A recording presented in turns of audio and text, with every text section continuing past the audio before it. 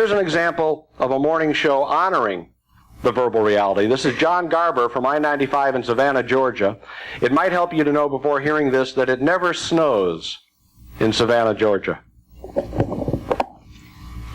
Hello, I-95. Hey, John. Yeah. Getting cold down here in Hinesville. Okay, how much snow do you have in the Hinesville area this morning? 14 feet. 14 feet of snow in Hinesville this morning. Thank you very much. Please be careful. I-95.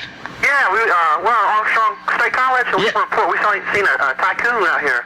A typhoon. A tycoon. A tycoon, a rich guy. A rich guy, yeah. Well, thank you. We appreciate your calling in the Storm Center for that report. Okay. I-95. Now, obviously, the conceit of that bit is that listeners call in and report outrageous weather conditions from around the county. A listener calls in and flubs a word. He says tycoon. Obviously, he means typhoon. They give him a chance to correct himself. No, a tycoon, a rich guy.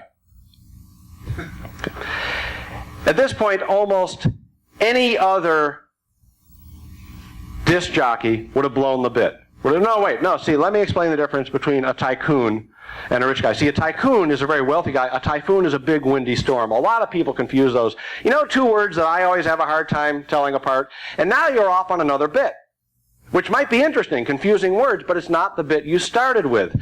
By honoring the verbal reality, think about this. It is no more ridiculous for them to be concerned about a report of a rich guy in Hinesville than a report of 10 feet of snow on the Speedway. They're making all this up. So they honor the verbal reality, which is whatever you call into report, we will treat very seriously. They maintain the bit. They get to finish the bit. Maybe somebody jotted down a note, confusing words.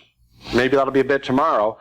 And they send a message to their listeners. The message is twofold. Number one, if you call in and play along, we might put you on the air. Number two, if you call in and play along and we put you on the air, we know you're not a professional. We know you're nervous. If you make a mistake, we will not humiliate you. It's safe to come play in our sandbox with us.